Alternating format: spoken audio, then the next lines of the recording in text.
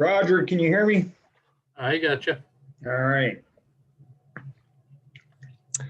Hey, Joe. Well, let's see. This is Nathan. Can anybody hear me? I can hear you, but your video is off. You have a camera on your computer? It does.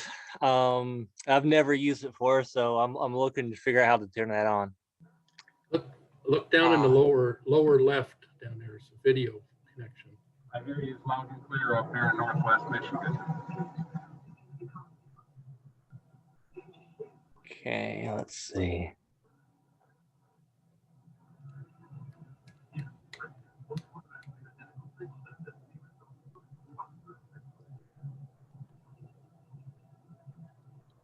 Did you hear me, Mike? Yes, I can hear you. It looks like you're sitting in the field. Yeah, it's a little bit cool yet this time of year, but Yeah. it gets the fever going, you know, to look at stuff like this.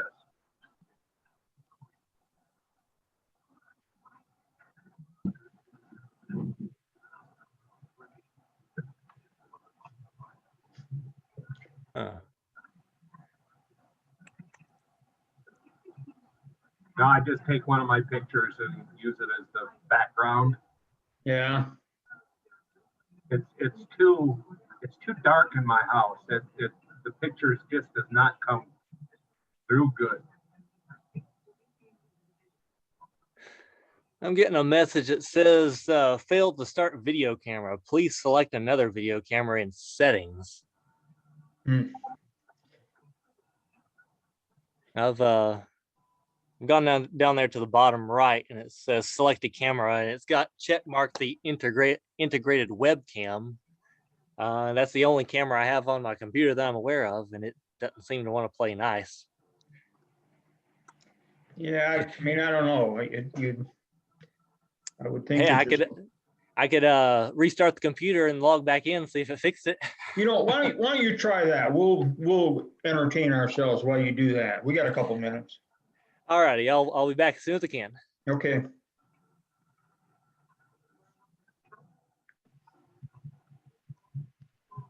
What's that picture? Annabelle's? Yes, Mike. You gonna cut them down for cuttings?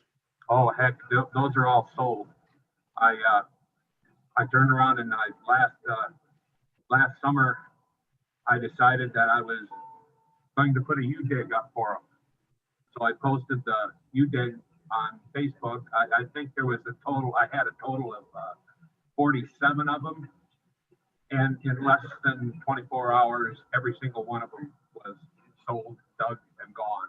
What did you price them at for U-dig? $5 a piece in U-dig. Yeah. So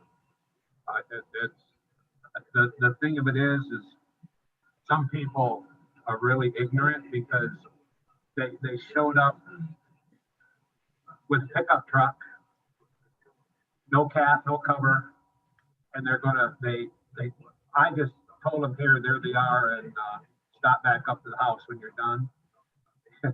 They pulls in with all these beautiful Annabelles, and it's like, well, where are you going? Oh, we're going so-and-so. Says, man, you need some type of protection to keep them things from being limbed. Oh, they'll be fine. Well, I bet you when they drove close to 75 miles, they weren't too good when they showed up. A $5 tarp is a great investment when you're hauling plants. Yeah, exactly. People don't realize that when you're transporting a plant like that, it's like taking a blow dryer and just holding it to the leaf and just, pushing all of the hydration right out of the leaves. Yeah, I hope they come back this summer and tell me how wonderful they did, but I know that's not going to be the case. Years ago, I had some stuff planted in my sister's backyard, and they decided they wanted to sell the house eventually. So, I was going to get the stuff off there. So I did a, U-dig kind of thing. It was crazy. I think, man, this was, wow, back in the 90s, probably, if not, yeah, probably late 80s, maybe. And I think I did $1,800 that day. People, they didn't have a clue. They, but they came out and they made an honest effort at digging, And I was amazed at the response, the number of people that showed up. You put an ad up for UDig, and of course the cheaper price on that stuff, and that really intrigues people. And then they get over here and they start digging, and then it's like, oh, they realize really how much work that is. I mean, Yeah. dig 1 or 2 plants, it isn't bad, but it's really funny how quickly some people determines that they really don't want anything to do with that. Right. But then there's other people that to get that price, they're more than willing to do it. I had a lady that showed up, I think was for my Lateris. I was selling those UDig, what was it, 4 for $20. And she shows up, car pulls in my driveway, and I walks up to her, and she's got a wheelchair in the back seat. And she says, well, she was here for those Lateris. I says, well, you wanted the potted ones, right? Oh, no, I want to dig my own. And I says, how are you going to do that? Oh, I can manage. I ended up digging them for her and selling them to her for the UDig price and stuff. There was just no way. Right. Some people just have to learn by themselves. So it's a good thing. It's a good thing. Yeah. Well, my neighbor, he's older than I am. Let's just say that. And he had a bunch of arborvitae and all kinds of stuff. And a lot of the stuff was getting too big for him to dig. And I said, why don't you just put up a sign? You dig it, whatever price. And he's like, they'll mess it up. I'm like, if they buy them, they buy them. So he finally did that, and they cleaned him out. I mean, he was $20 a piece, $20 a piece, anything in the field, you dig it. And they completely cleaned him out and, took everything that he has. He's still got a few people. The only reason he's got them is because people say, oh yeah, I'll be back, I'll take them in the fall. And then of course they never showed up. So now he's still got the plants, but he probably could have sold them 10 times over. I had some limelight hydrangeas that I planted this last spring, and I planted them too close together. And they really surprised me. They took off. I planted them. We had a nice soaking rain. It was warm, and boy, they just took off gangbusters. And within 3 weeks, I realized I've got them way too close.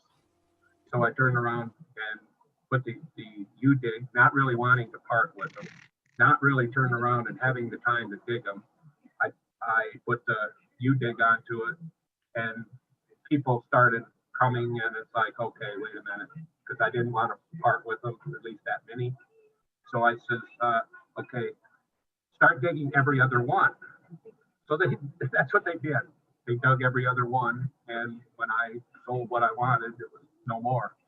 And that. Okay, I'm back, but the video still doesn't work. So hold on just a minute. My brother's upstairs. He's used Zoom for college stuff, and his computer's very similar to mine. Let me see if he's got an answer. I'll be right back. All right, that's fine. Hey, Tom, I finally turned around and got you on here, huh? Absolutely, Joe. Can you hear me? Sure. I'll say hi to Tom and Kathy, Jen. I think I got everybody. Nathan is having issues with his video, so he's working on that. If he doesn't get it working, he's got audio, and we'll proceed with the audio only. But it would be nice to get him on some video. Mike, it's finally nice to talk to you. Yeah, I appreciate that. Where are you located? I am about 20 miles from Joe Coleman in Traverse City, Michigan. Okay. Way up in northern Michigan, right up along Lake Michigan. And, Joe's never mentioned it, but he and I do an awful lot of stuff together. We go in on orders together. I buy lots of plants from Joe. I don't have the room to grow. As you can see behind him there, he's got room to grow. So he grows a lot of stuff for me. It just goes to speak what a bonus it is to have a backyard grower near you. No, without a doubt. I mean, I used to grow, you know, when I first started, you know, I started a couple times, but I had a couple of friends of mine, and you know, we grew in Larry's backyard, and we grew in Dale's lot, you know, and we did a lot of stuff together. And even in the backyard growers, there's, you know, one gal that I bought a lot of stuff from, and we've ordered plants and stuff together, you know. So it's always great if you've got somebody nearby that you can split an order. Matter of fact, right now, this week, I've got a $7,000 order coming from Heritage Seedlings, Japanese maples and Ruby Falls redbuds and stuff. But I split that with my niece's husband. He's a landscaper and he wants to start growing some stuff. So, you know, we just split that whole order right down the middle. That should be in this week. Neither one of us proclaimed to be the very best at propagation, but we sure have learned a lot together. We struggle through, but we bounce ideas off each other 2-3 times a week. We talk to each other. So Good. yeah, yep. And he's a good friend. That's better. Hey, Roger, have you heard from Dr. Henry? What, you know who I'm talking about, huh? Birdwell. Was that his name, Birdwell, the surgeon? Yeah. I haven't heard. His birthday was the other day, but I haven't heard anything. I haven't seen anything either. I mean, Yeah, because you used to talk to him once in a while, right? he would call a couple times. Yeah. Yeah. He was, according to Facebook, his birthday, he was 95. So I know he was, yeah. last year on Facebook, his daughters took him out to dinner and they posted pictures. He looked good, but I haven't heard nothing from this year, or didn't see anything. So I have no idea. Yeah, he was always fun to talk with. So. Yeah. Welcome, Judy. Your audio or your video is off. If you can, you can turn it on. Lower left-hand corner of the screen. Can you hear me? I can hear you. That's better than other community, do you think? Years ago, when video phones first came out, I'm 72 this month. I sprayed some on there. I thought it worked a little bit better. Remember I did it? Yes. But No, I I don't know if it have a really worked. video, I'd have to wash my hair every time I talk Oh, to them. I thought I did some on the glass too. But I'm grateful to be here. Thank you. Yeah, your audio's a little bit difficult. Jen, what's up with you? We're waiting for Nathan to see if he can get his camera working. His computer's giving him a hard time.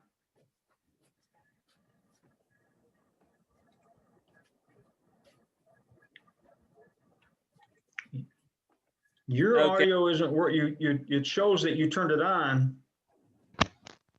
So I'm we've, I had headphones plugged in. Can you hear me now? Yep. Okay. So I have been working with Lynn and Cindy, and we've gone in and on some things, and Lynn gave me some tips on how to order from the board and stuff like that. So I've placed a couple of orders. So I'm getting in there, and we're going, I guess we're going to get some blueberries, and we're doing some things from Norse Farms and New Moon. So we kind of collaborate together, put our money in together so we could get some starters. Good. Yeah. That's a conversation we're just having with Tom. It's really great to be able to work if you got, people that are fairly close to you that you can work with and Yeah. order stuff together that way. Don, have we met? No. Your audio is, there you go. No, Okay, I don't guys. think we have. this is Nathan here. Can we do it without audio or We can. video? I already told everybody, if you don't get your camera working, we're gonna interview you via audio only. The camera Yeah, would be we- nice, but it's fine. We tried. It's rejecting it. We even got an external one that plugs into the computer, and we just keep getting the same rejection message. I have no idea. And that's why we do plants, because computers are aggravating. Yeah, you already saw the extent of my technical knowledge. Is turn it off and turn it on. If it doesn't work, well, And do something else. that's about as advanced as any of us are. So we're kind of all in the same boat. So Listen, everybody, I posted on the board that I want to be able to use, I'd like to post this video on my public blog, so people can kind of get a feel for what we do and what everybody's about. So I just want to make you aware of that. So Tom, if you want to comb your hair or anything. All right, so real quick, I'm going to ask Don to introduce himself and tell us where he's from. Okay, I'm in Kirkland, Washington, just a little ways from Seattle. What else do you want to know? I'm actually in a full-time horticulture program for a year, trying to get a little more knowledge and figure out what I'm doing. And I think this is my third year with you guys. I just started a misting system last year that's working out pretty well. Good. And I'm still pretty small. Just So doing. you're West Coast, which means it's kind of difficult for you to buy from a lot of people around Very the country. difficult. But you can ship anywhere, and you are really close to some really awesome nurseries. I mean, there are a ton of really cool nurseries in Oregon for sure. I'm not sure about Washington, but I have done a bunch of stuff with Joni Newell okay. Down there, and I actually just visited her again last fall because she's switching over to just hydrangeas. So I took a bunch of her stock with me, and she sold me a bunch of other stuff, and she's helped me out a lot. Brought me up a whole bunch of pots. She has family up here, so Good. yeah, I've been stuff with her. There's, I know years ago, the Oregon Nurserymen's Association used to publish, it was a book. And I think back then they charged like $10 for the thing, but it listed all the growers in Oregon. And, there's just so many people there that do, really rare Japanese maples and stuff like that. So that's a great resource to have. I just mentioned, I got that order coming from Heritage there in Portland, I think it is. But freight is a killer across the country, so that's a huge advantage to be that close. Yeah, good, thanks. All right, hey, listen, we're gonna dive in here. The whole point here is to interview Nathan Carmichael, and I'm really excited about this, Nathan, because you've done some pretty interesting things. You do really well. You're probably one of our youngest members that I'm aware of. So. First of all, kind of tell me how you got started with this and how old you were when you started. Okay, so I think probably the earliest we ran across your materials, I was probably about 18. I knew I wanted something to do agricultural, and Mom just kind of stumbled across your website when she was on the web, and they kind of looked into that and said, does this look interesting to you? And it did look interesting to me. So we got the videos, watched them, and it took a couple years until I finished some other things, but built some raised beds, started buying plants, planting them out there, and a year later started selling roadside. So pretty lean beginnings. I think one of the things that kind of I had to learn was that success doesn't come like that. It took me a few years to build up a customer base, getting people used to finding me at a certain location before it really started to build momentum. But even that first year selling, I knew that I just need a tiny slice of this market to make a living at this. So I could see the potential there. It just took a while to realize it. All right, and if you don't mind, telling us how old you are now and where you're located, and then go ahead and plug your nursery a little bit too. Okay, I'm located out just west of Knoxville, Tennessee, small town called Clinton. 28 currently. Let's see. I probably grow between 25 and 30,000 plants a year. My biggest problem right now is figuring out how to stop expanding the nursery because I've done it so many years. So I've kind of reached the limits of what I can do. I typically start my sales in early March.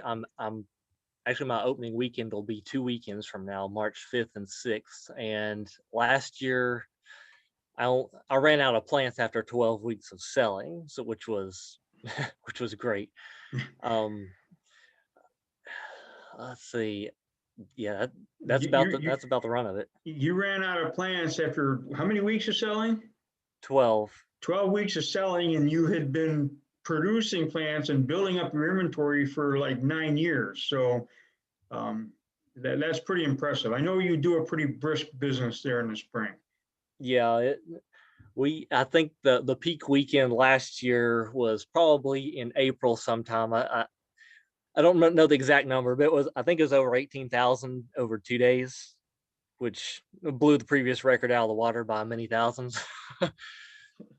So Yeah, you did $18,000 over a matter of a couple of days. yes, I did. And at what price point are most of your plants? I'm still stuck on the 597. Personally, I feel that's just a good fair price. I'm under all my competition, but since I do so much growing and propagating of my own, or I know where to buy stuff, pot it up and grow it out, I'm still making a better profit than they are. And so eventually, inflation and all that, and I'll eventually have to outgrow the 597. But for now, I'm sticking with that. I've been at that price point since 2016. I think was my first year switching up from 497. If in a lot of ways, I mean, I was like you for the longest time, and I still am. I mean, I was selling it, well, I was selling it 497 in, I think, 2003, which is the last year that I sold, when we lived in that ranch house that probably all of you have seen all those pictures of. So I was 497 then, I'm only 697 now. But like you, if I root something and stick it into a container that cost me about 20 cents and I probably got another 15 or 20 cents in soil, that's a better profit margin than most businesses can even think about. So. And speaking of your old place there, I think probably my favorite video that you did was just the landscape plant video where you went around your house talking about various plants, showing how they look in the landscape. Your landscaping was just so perfect. It was beautiful. I love watching that video. I've watched that one more than any other. I remember doing that video and putting it out, and you know what it's like when you're online, and you guys, all you guys are wonderful. We've got wonderful members, but somebody, and I think she was somebody who was in the industry and was a little bit ticked off because she actually had to give me money to get the videos. And she wrote, she's like, how many times do you have to tell me how to take a cutting? And she was just going on and on about the video. So I appreciate you telling me how much you enjoyed it. But and I really miss the organization of that place because it wasn't big enough. The property was only half acre. So it wasn't big enough for me to let it be a mess. And of course we lived there and there's no way in the world my wife was going to let it be a mess or let me let it be a mess. So it had to look, but people were dumbfounded because from the front of the house, if we didn't have plants in the driveway, you wouldn't even know that there was a nursery. When you walk around the back, we had a really nice brick patio and a little waterfall. But then on the two edges, there was a small nursery. It was 1/20th of an acre. And boy, that was, that was like the ideal setup, Now I'm on 4.5 acres, and to me, and people come and they tell me how wonderful it is, but to me, all I see is a disorganized mess every time I look at it. I get that feeling too. There are times I walk around the nursery just really downhearted because I say, "Oh, that's failing. That rotted out. Why did that happen? Right. I can't do anything right." And then you move on and you realize, well, you're gonna lose plants. It's the nature of it. You're just trying to minimize how many die in the process. Right. Well, that's the thing, and people have heard me say this many times, is that I bought 1,000 dwarf Alberta spruce. This is probably one of the very first plants that I bought when I was starting up at that property, that we're talking about there at that ranch home. I bought 1,000 dwarf Alberta spruce for $1 a piece. When they showed up, they were not well rooted at all. They weren't, really good plants. And at that time, $1 a piece was a pretty high price for something with roots on it. That would have been like an 89. I planted them out, put them in a bed, and then come winter, the frost pushed a bunch of them up and they fell over and dried out. And I didn't realize that was happening. And out of the 1,000, I lost about 250. and I was sick, I mean, that's $250, but I very quickly learned to forget about the 250 and focus on the 750 that I had left.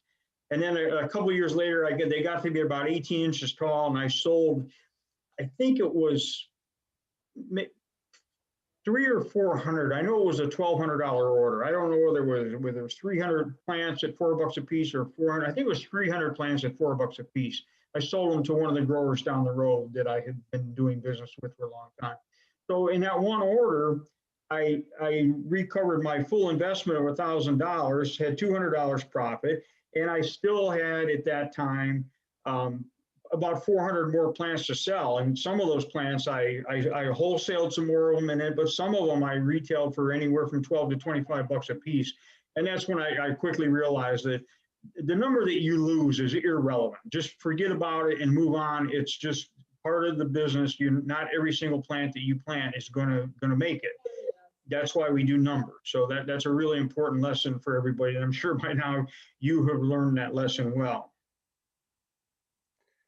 You mentioned your brother. So how many siblings do you have? I'm the third of 8. The third of 8. Okay, I didn't realize there was that many of you. Yeah, Now, so I'm the farmer stuck in between 3 mechanical engineers. Is that right? So My guess where the technical help comes from. Exactly. My youngest is a mechanical engineer. So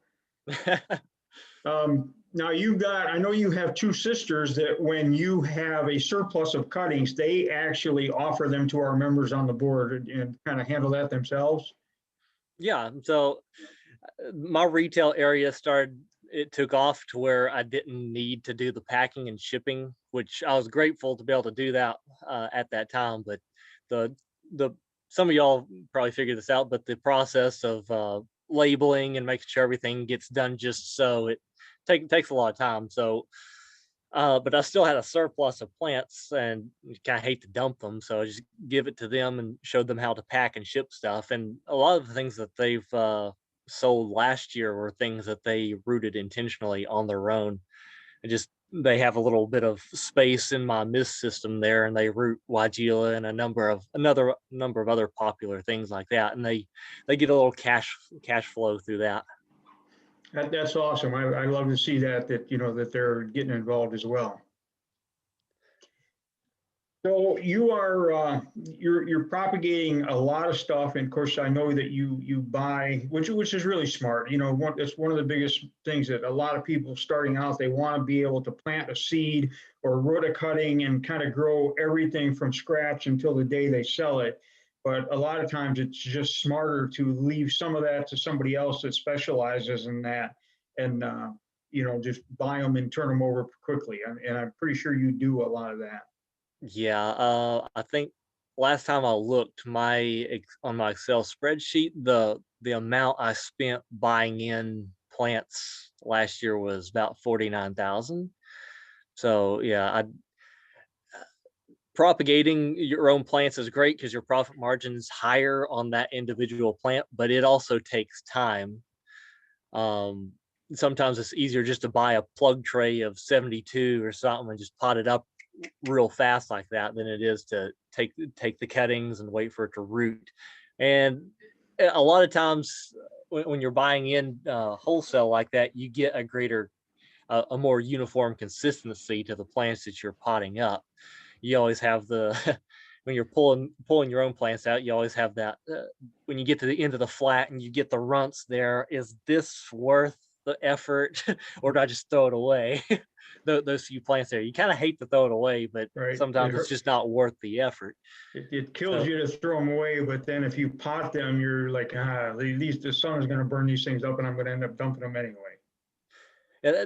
It's taken me a long time, but I've gotten to the point now where I'm trying to grow less and less in the raised beds just because of the extra effort it takes to dig it and then pot it as opposed to just potting it directly. Right.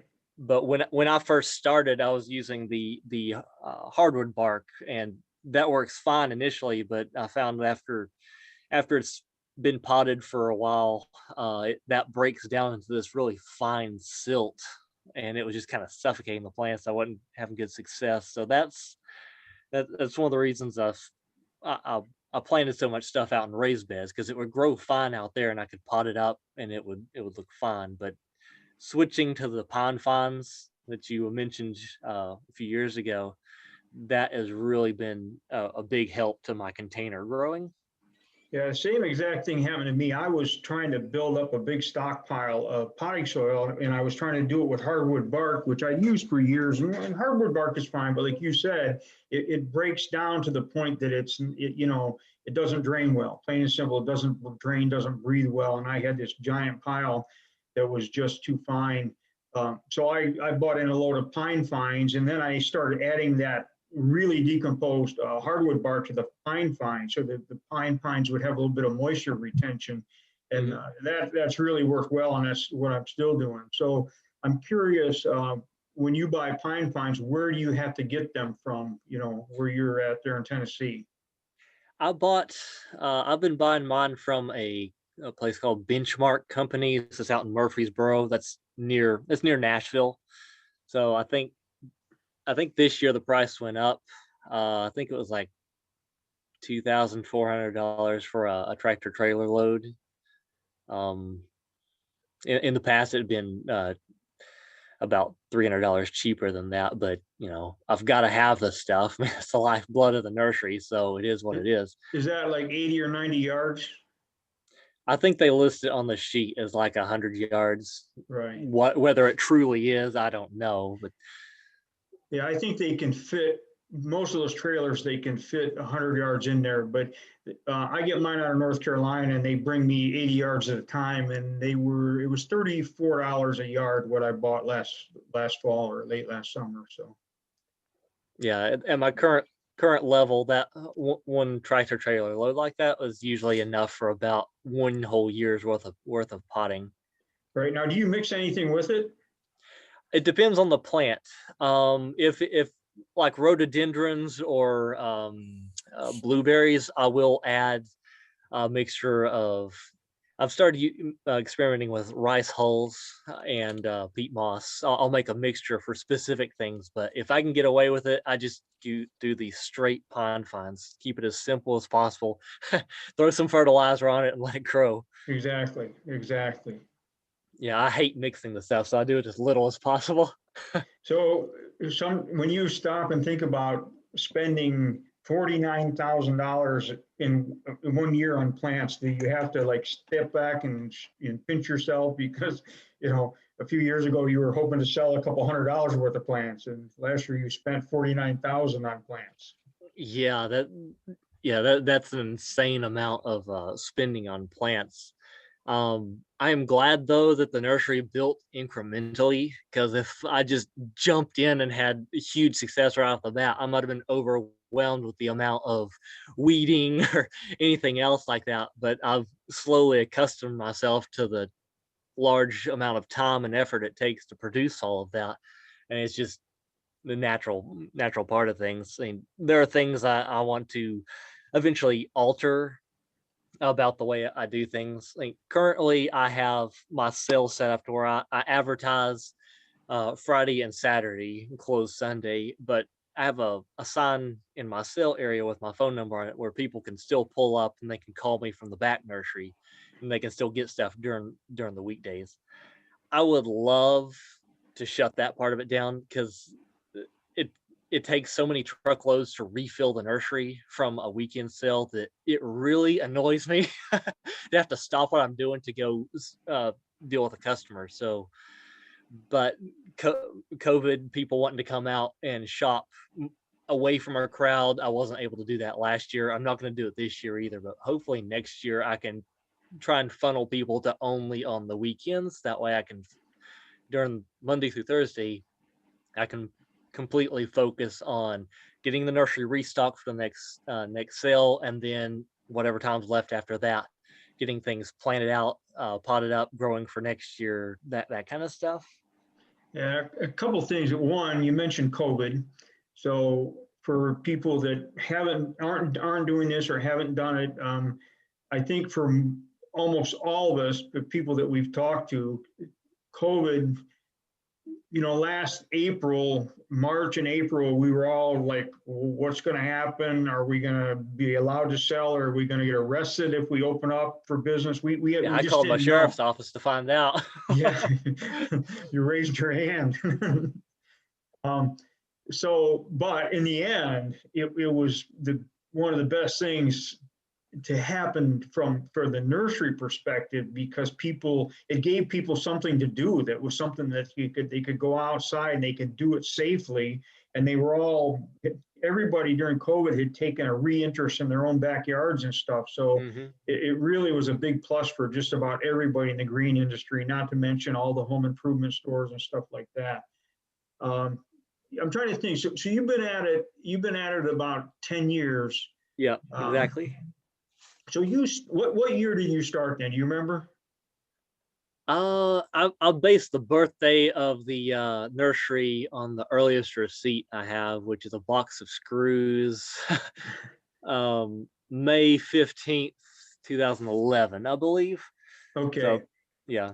All right, everybody, take note of that. He kept the receipt from a box of screws, which is really, really smart business for especially a guy that was pretty young and just starting out. So that was one of his first, legitimate deductions. So yeah, I would like to be able to throw away some of those old files, but every once in a while I need to dig back in there to try and figure out something. So I'll probably have an ever expanding pile of receipts and files somewhere in my house. Yeah.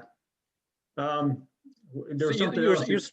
You're speaking of COVID. I mean, that's one thing I'm kind of wondering about for this year, because you had so many people off, they didn't have anything else to do, so they came out and bought plants. The drift I've gotten from all kinds of nurseries is their sales went through the roof. So I mean, mine was, I think I made like 50,000 more over the previous year. Yeah. So I'm expecting that I'll probably be able to get back to about what I sold last year, but if I see a kind of a retraction on that, I won't be too surprised either, just from things going more back to normal.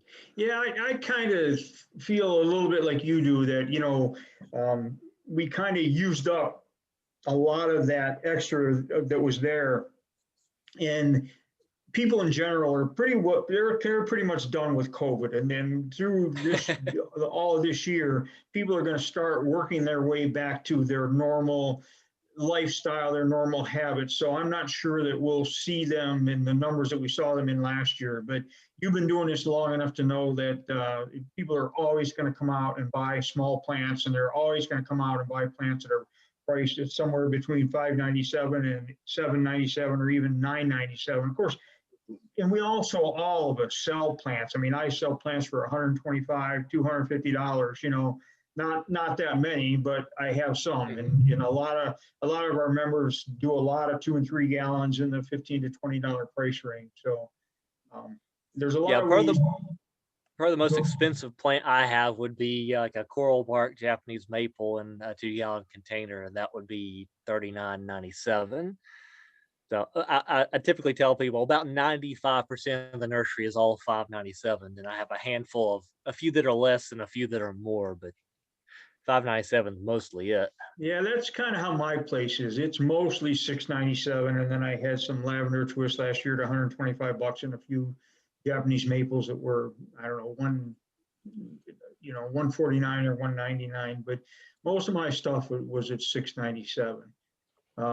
Now you mentioned, of course, that's a great niche, because people are going to come miles and miles and miles to be able to shop, knowing how your pricing works. That's a big thing. There are a lot of places they can go and buy plants for $40 or $50 in a 3-gallon container. That's not what we build a business based on not doing that. So now you mentioned trying to close up all week and just sell on Saturday and Sunday, which is, that's another, it's another, I've said this from the beginning, is that when I hold a sale, I like to create that buying frenzy, because if people show up and they see other people loading plants into a wagon like crazy, they immediately start loading plants into a wagon like crazy. And if you're in a situation where you just can't do that, maybe you're in a a residential area, or you're in a city or the village or something, and you just can't attract that kind of attention or that amount of traffic, then you have to do things differently. You may have to do them by appointment and stuff. But boy, if you can create that buying frenzy, it's kind of crazy. Yeah, I have a one broken wagon that I haven't had the heart to throw away yet. And at times you have enough people out there that the demand for wagons, they'll deal with a broken wagon if they can just use it. I know, exactly. You're still a relatively young guy. Do you see going the direction of wholesale at all? I don't think so. I mean, my nursery, unless I clear more space and make the nursery even bigger, that would mean the amount of plants I have now, I would be making less money per plant. I already spend a lot of time potting up plants. I'm not looking for a reason to do more. So one of the things I would be kind of nervous about with wholesale is if you somehow make a customer mad, losing one wholesale customer is going to hurt a whole lot more than if I lose one retail customer. No, you're absolutely right. I got a friend that grows a lot of stuff in 1 gallons, and there's a great big nursery right next door to me. They do about 1,800 acres of nursery stock, and they were buying 300 and 400 1 gallons at a time from this friend of mine. And then they were evergreens, and then they blow them in, throw them into a 3-gallon container and grow them for a couple of months, and then sell them, as a 3-gallon size. It was a great thing for them. They were buying them probably for $3.50, $4 a piece. But in 2008, as soon as the economy took a dive, the first thing that those big growers do is they cancel their orders for everything they have coming in for the future. So, you're right. You can lose a $40,000 or $50,000 customer in the blink of an eye. So, and I understand what you're saying, because I don't want to pot more and deal with more plants and then sell them for less money either. I mean, Exactly. Wholesale is there's nothing wrong with the wholesale market, but it's a different thing. You got to be bigger. You got to have a lot more help. There's just a lot of things that you need to do differently. Anything else that you want to throw in here real quick? And if it's okay with you, I'm gonna let everybody that's on the call here ask you questions that they may have. Is that all right? I've got a couple of things that pop to mind for anybody who's new at this. There are like a couple of things that really are helpful. Is one, write some bench cards for your plants. That keeps you from having to tell every single customer everything about every single plant. You can't be everywhere at once. It keeps people shopping around longer. Even if you don't have a picture of the plant, just the basic information is great. I mean, that is my spring project. I mean, I just finished up writing up all my new ones for the year. So I make a list of everything that I need to write, and make up all the new information cards. So put some effort into that. That bench cards are one of your best sales friends. And also if you're getting started at this, look into privacy screens and ground covers. Those are things that people are always looking for in mass. With all the neighborhoods that just get crammed together like that. I mean, bad neighbors are great business. I mean, I am constantly selling privacy screen trees for people trying to block a road, a neighbor, a telephone pole, just anything. And they'll come and buy 5, 10, 15, 25 of those trees at once. So look at privacy screens. The evergreens are typically pretty hardy, low fuss plants in the nursery, and they sell very well. Yeah, exactly. I sell, that's the thing with arborvitae, I sell a lot of them. There's a lot Oh yeah. going on at one time, so.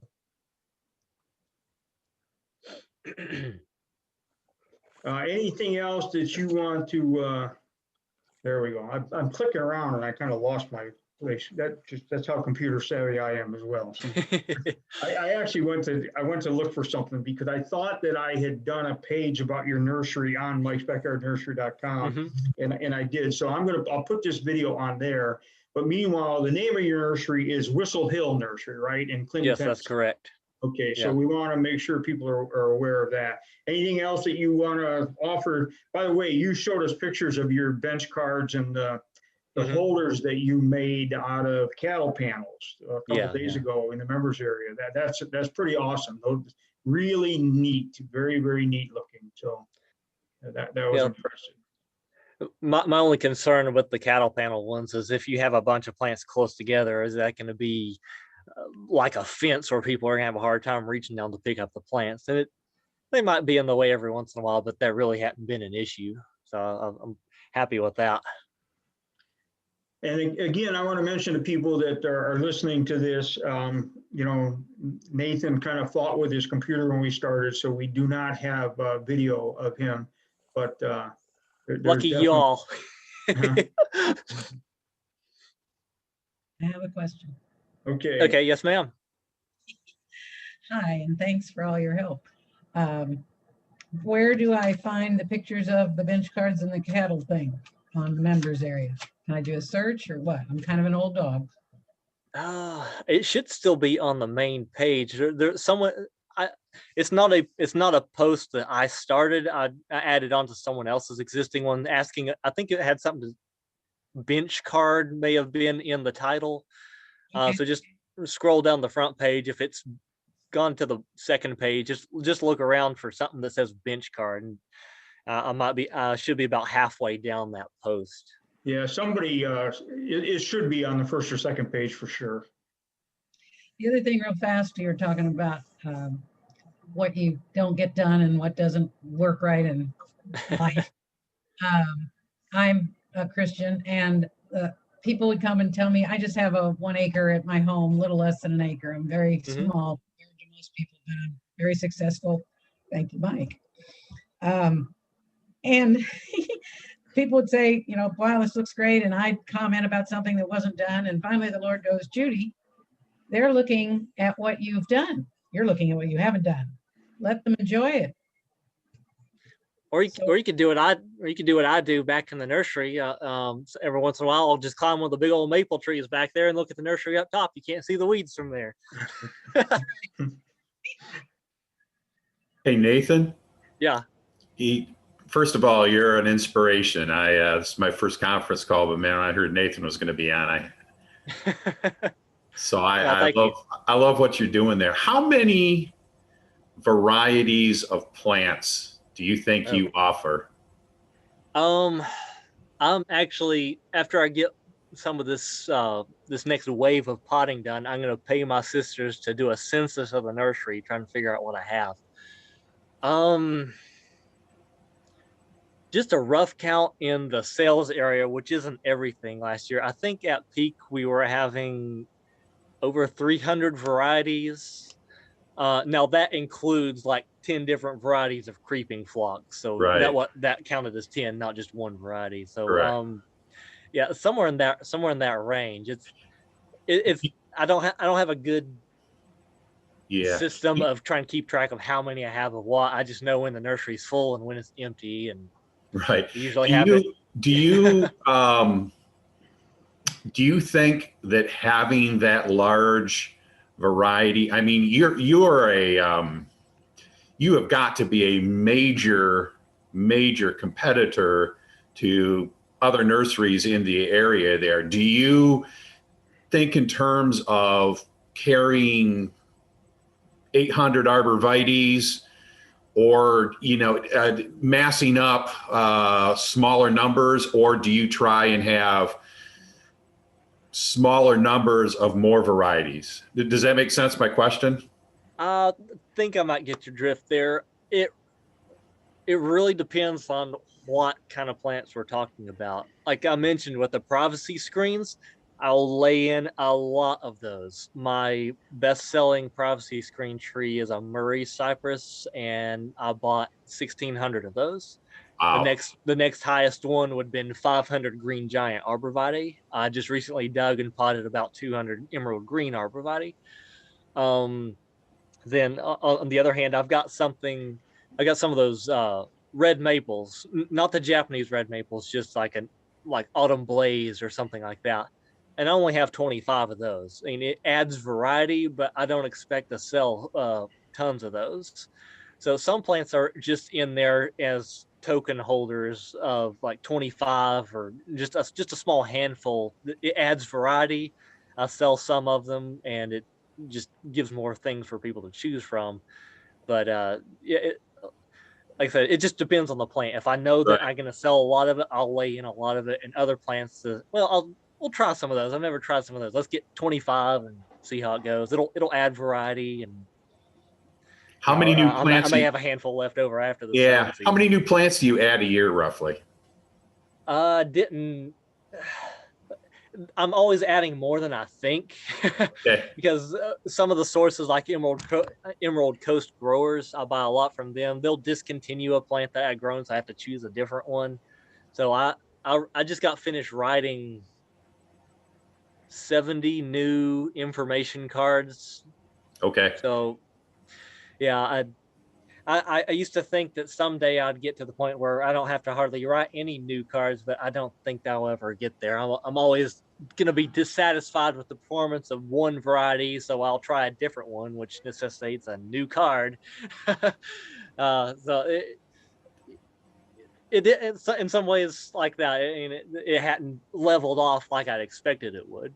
But your customers also like to see new stuff coming in. I'm sure they ask you, you have the Yeah. same stuff all the time, or does it change?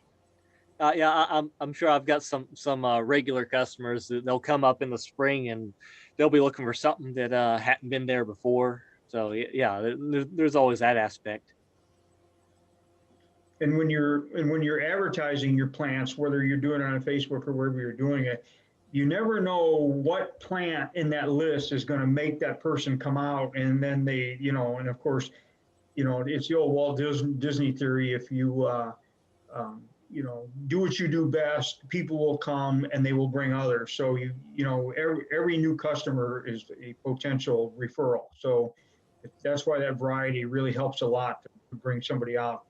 And it's kind of crazy, way back a few years back, I had a bunch of rhododendrons and I just bought kind of whatever the grower had available in liner size. So I had an assortment, and I can't even remember which one it was now, but I listed it in, I don't know if it was a newspaper ad, maybe we put it on the website, but somebody actually did a Google search looking for that one rhododendron, and I had it. No one else in the area had it. So, bingo, you get a new customer.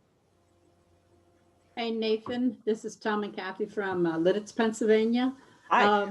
Hi. Tom had asked the question about new plants, and my Tom, we just did bench cards for 50 new ones, and I was so glad when you said you did 70. So it takes a while, doesn't it? Oh my gosh, yeah. Yeah, not my favorite job. Yeah. The other question I had is, what kind of advertising do you do, and where, and how much approximately do you spend? Yeah, sure. So I used to do some in the Knoxville newspaper. I did one run in that to start last year, just to let the customers that you got used to looking at me in the newspaper, just to let them know I was open again, and then that was it. I don't plan on doing newspaper again. That's cumbersome. I really didn't like having to do the go-between, or you send it to them, they proof it, they send it back to you. It's just a mess. So I only use the Facebook advertising right now.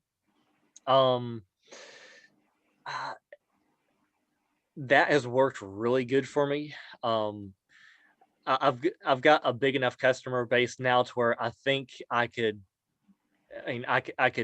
probably do okay without even paying to boost the posts. It would still get around enough for me to have a successful sale. But I think at my peak, I've probably spent, I've kind of forgotten what number that was. It was, I want to say 6,000 on advertising for an entire season at peak. Last year, I actually really slacked off the advertising during some of the COVID stuff because I wasn't sure if I should be bringing in huge crowds right now. So my expenses were actually far less because of that, and cutting out the newspaper. So I was probably 3,000 or less last year, and I had my best year. So I post a few of the like the what do you call those things? Oh, the Garage sale marketplace. garage sale groups on there, and it brings a few people in, but I haven't had the whopping success with that other members have had.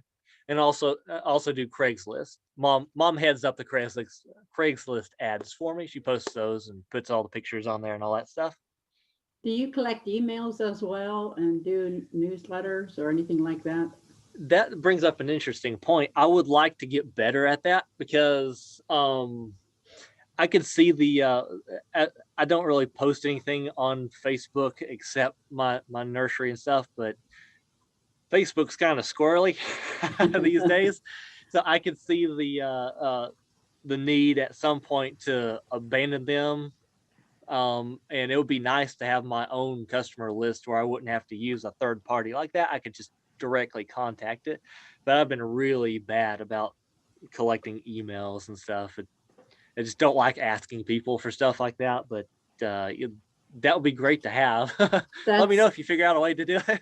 That actually, we've done that from the very beginning, and our email list is huge.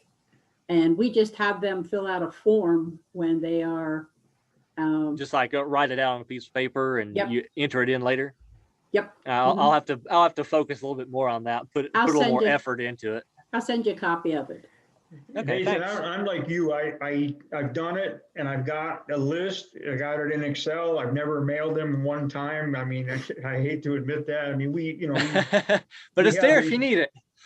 We have the huge list that is associated with all of our online stuff, but that's not local. But the list we collected is local. Tom and Kathy's list is local.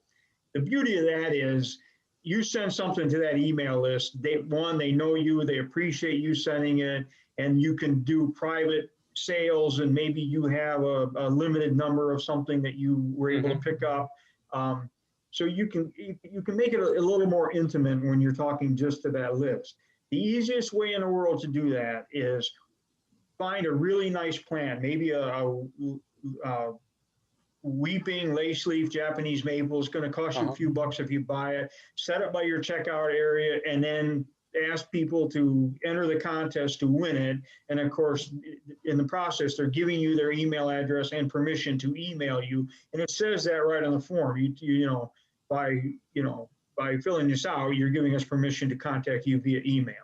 And then it becomes really, really simple. And then you take those little pieces of paper and you give them to your mom and say, "Hey, Mom, enter these in the database for me." And then from there, you can put them into some kind of a listserv. We use Aweber, which is a paid service, but most importantly, get them in a database where you have them, and then figure out how you're going to mail to them later. Because you're right about Facebook being a little squirrely. It's just a media that could or could not. It's either it could quit working or it could go away, or you never know. They could fire you. I mean, I've been kicked out of, we were in Google AdWords for years, and I paid a lot of money to them. And then one day Dustin ran an ad, and he asked them to review it, and they closed our account. They didn't like it. They closed, and they did that to hundreds of people, at one time, because they had all these big businesses paying them lots and lots and lots of money, and they no longer needed us little guys. And so you get kicked to the curb. So you always got to keep in mind that media source that you're depending on, like newspapers, could go away. Yeah. I would like to go back to the guy's question about variety, and I wrote a note down to bring this back up. I don't think quite like this as much as I used to, but back when I was probably about 5 years into it, I started, as far as variety, I started thinking more in terms of, if I get someone out here, I want enough variety there where they'll at least find one thing that they can't live without. So I would put an effort in when I was restocking the nursery down there that, well, maybe we'll just add a quick 7 of these over here. Just that might be the one thing that one person wants. So having a good variety to choose from. I mean, a lot of people will find a whole lot of things that they like, but there might be that one person where it's just that's the one thing that they need, and you still got money from them. So Not only did you get money from them, but you kind of satisfied an itch that they had. They may have been looking all over for that thing, and they're going to go off and say good things about you. So there's nothing but positive that can come from a pretty wide variety.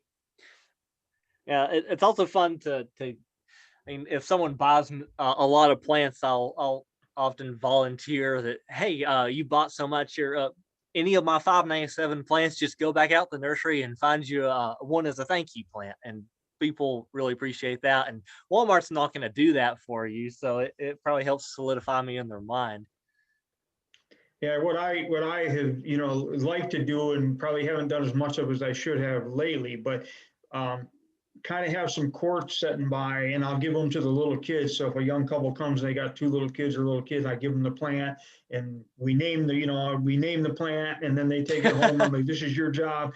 And, it's a big thing. People remember that. The kids remember it forever. So like you said, that's not going to happen at one of the big box stores.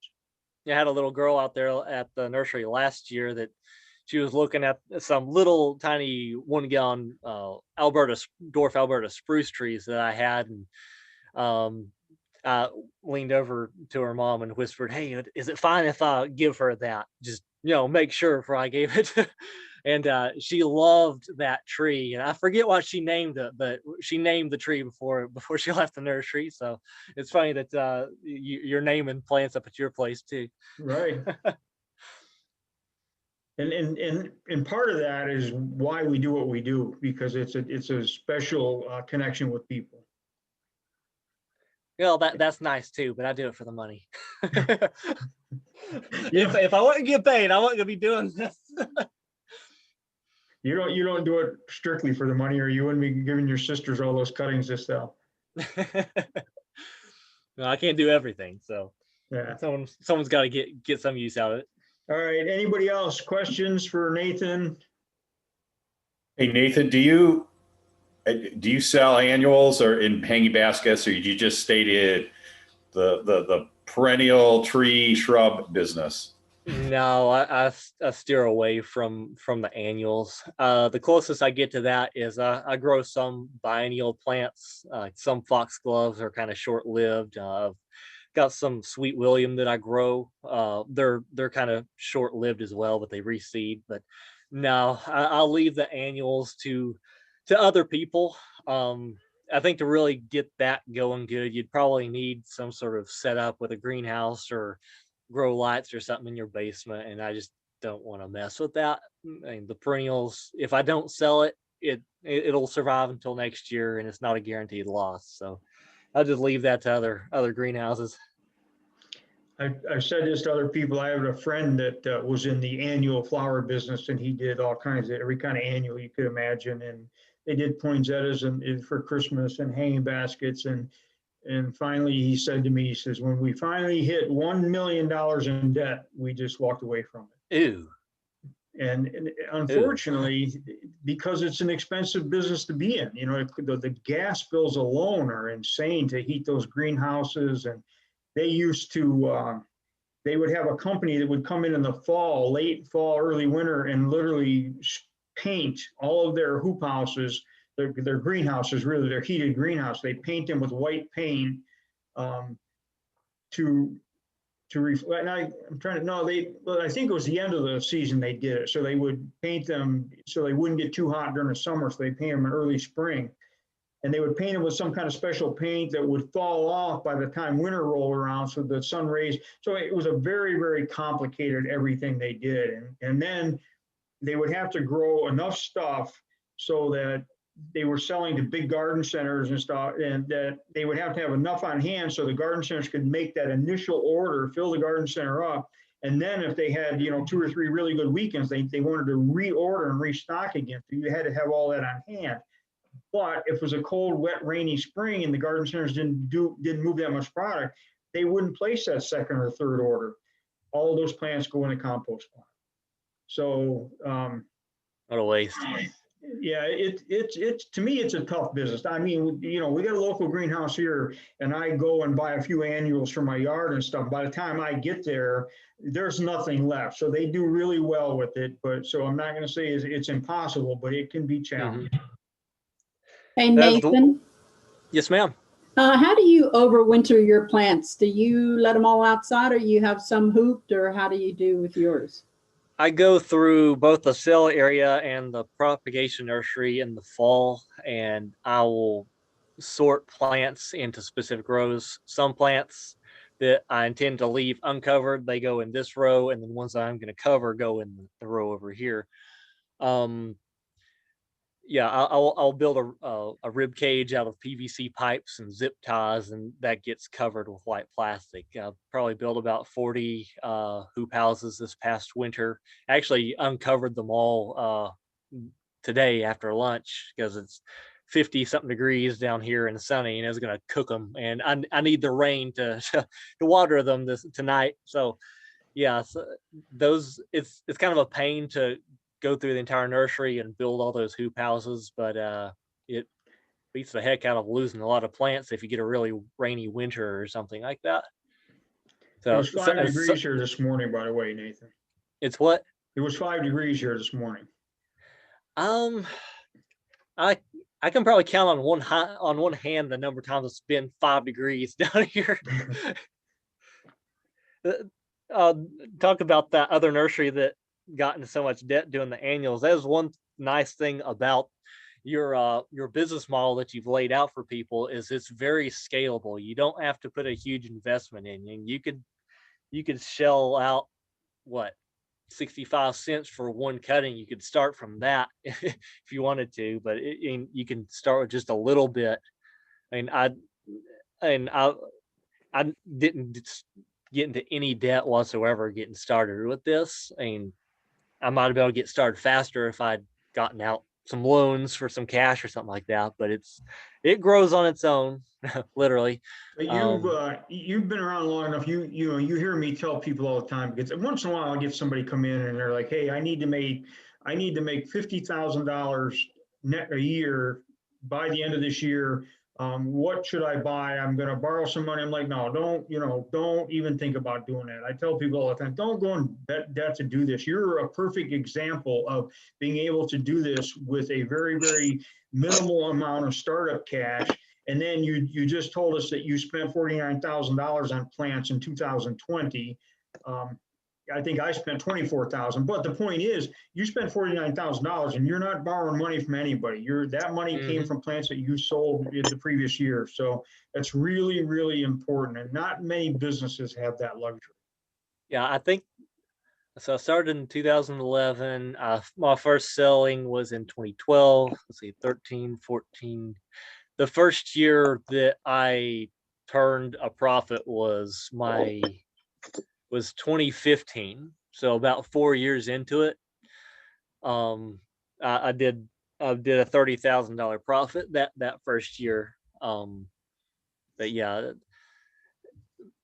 So this will kind of show some of the new people how fast this can grow. So the gross number that I was selling the first year I started selling, I did 6,000. Next year 12,000, 24,000, and then the year I turned a profit, I did $54,000 in sales that year. So I mean, it was doubling every year for those first few years. That's good. That's awesome. I don't double it every year now, thankfully. I couldn't keep up with that.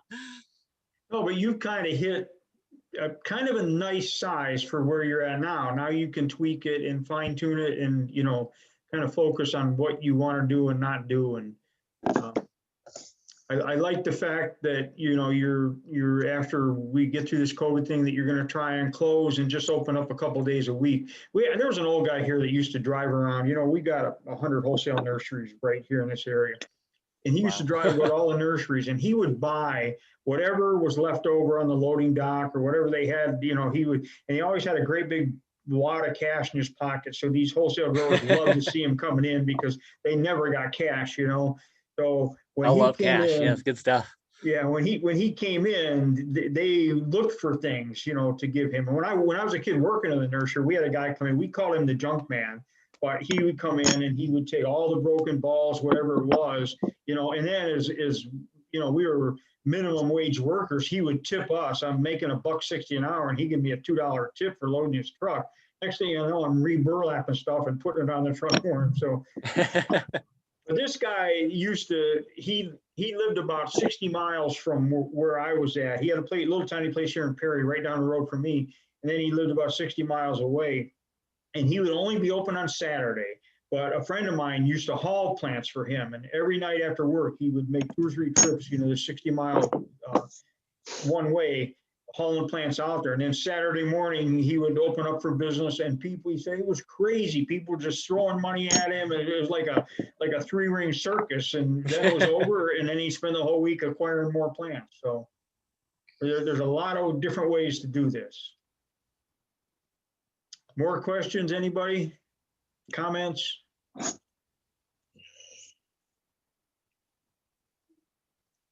Jen, you're way too quiet. All right, Nathan, anything else you want to say? Tom and Kathy, anything you gotta kick in there? Roger, anybody? I think it's been a good call. I think people are gonna really appreciate everything you shared, Nathan.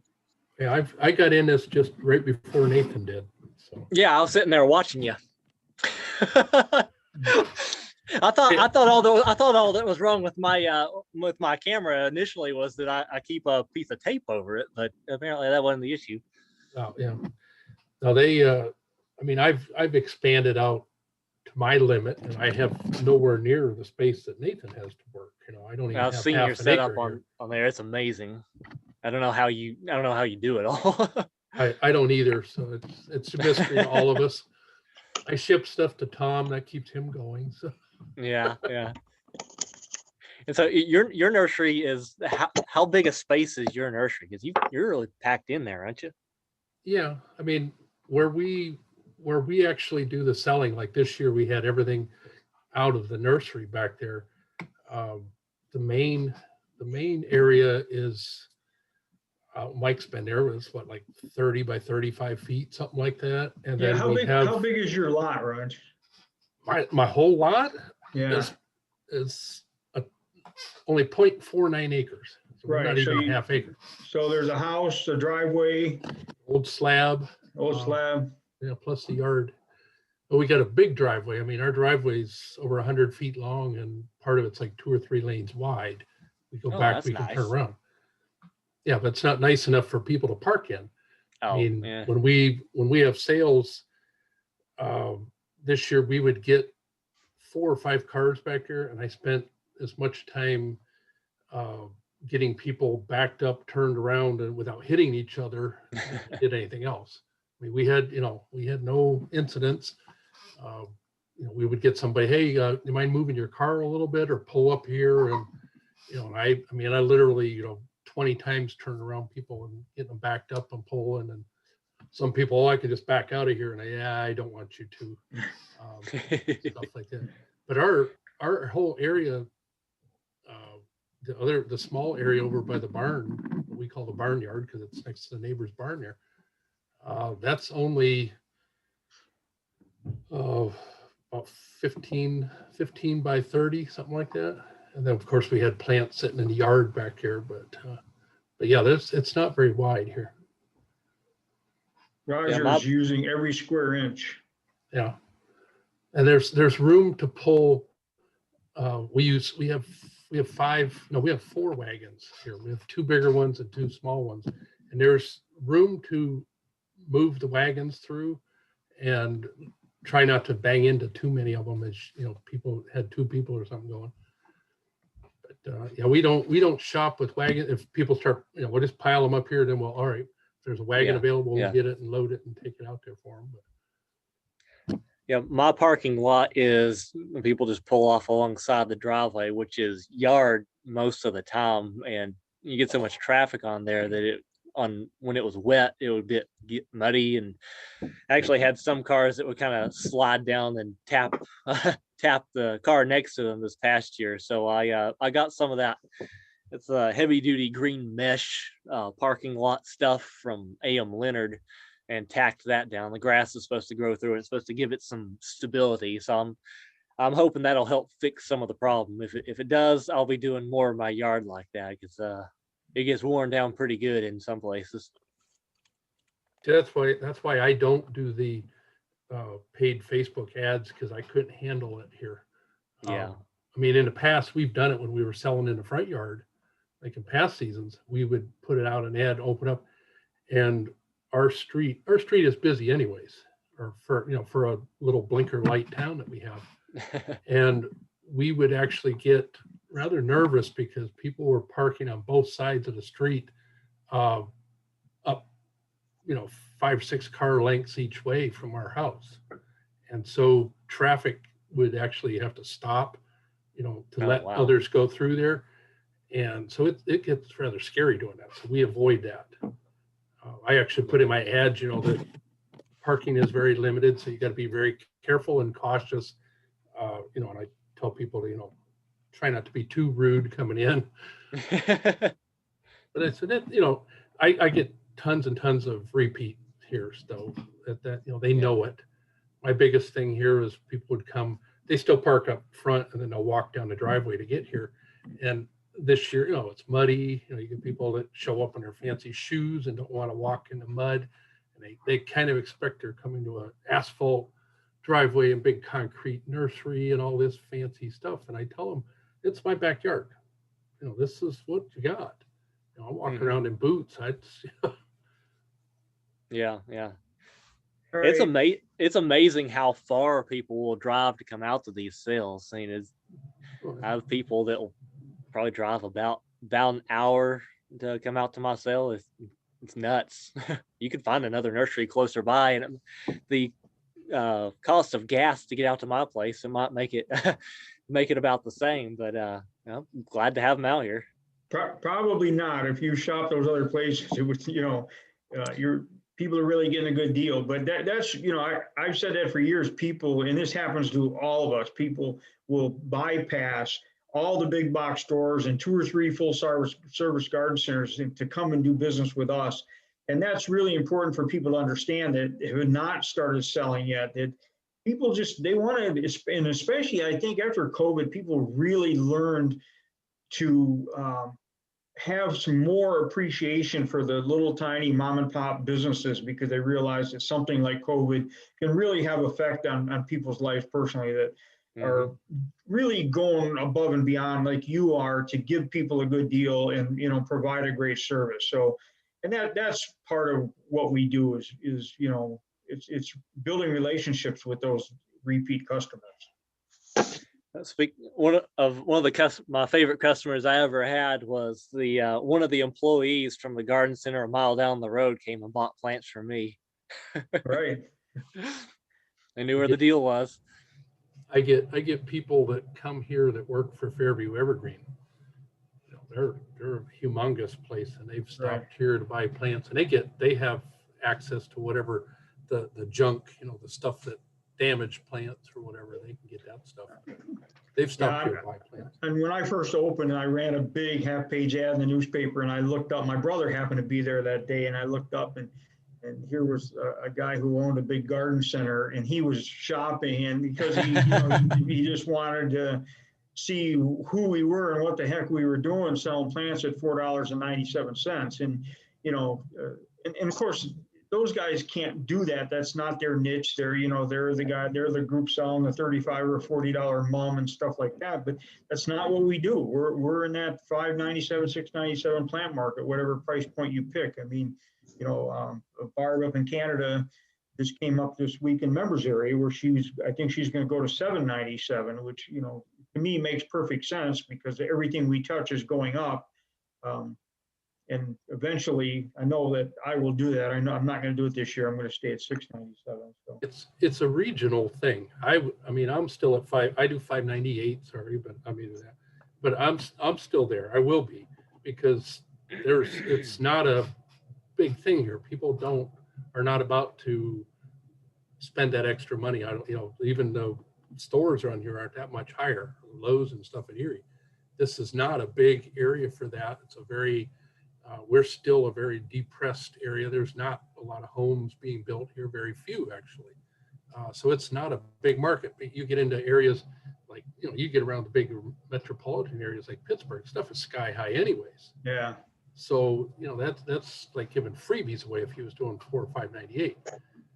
So you got to go with whatever you're at, your area. Anybody else real quick?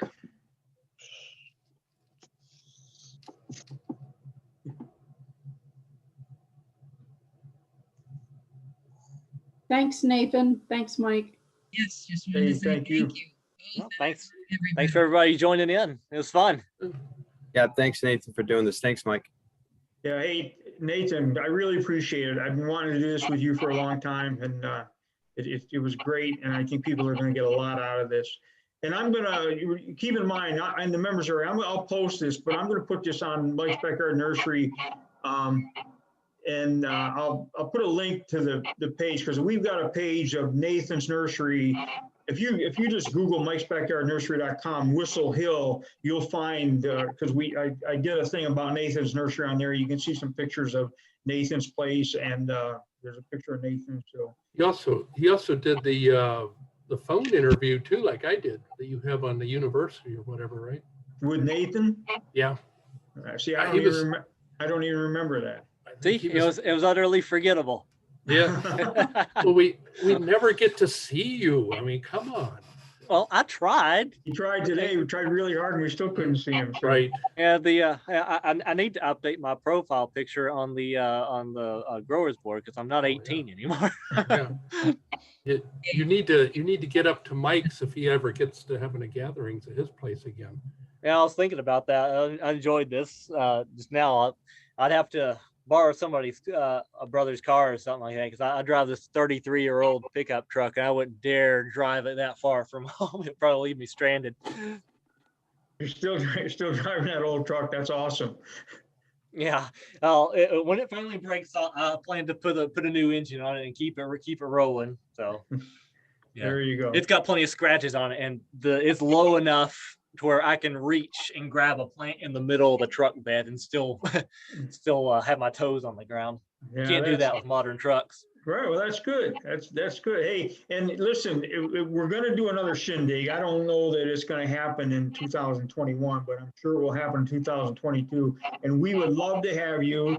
And, I think you can rent a car for the weekend or borrow one from your brother or something and come up and see us if you can get away. That's the other thing. You got to be able to make sure that you can get away from your place, Yeah. All right, listen, any last minute, anybody else? Thanks, Nathan. Good luck to you. Have a great season, and I look forward to meeting you someday. All right. Best of luck to you too. Thank you. Thank All right, you. Nathan, once again, go ahead. I was just saying thank you. No, thank you for tuning in. Hopefully it was useful to a lot of people. It was good stuff. So thank you so much. We appreciate it. Thank you, everybody, for tuning in. I hope, I know that there's a lot of good stuff here and it's going to be a pretty popular recording. So everybody enjoy your evening. All righty. Bye-bye. See y'all. Bye.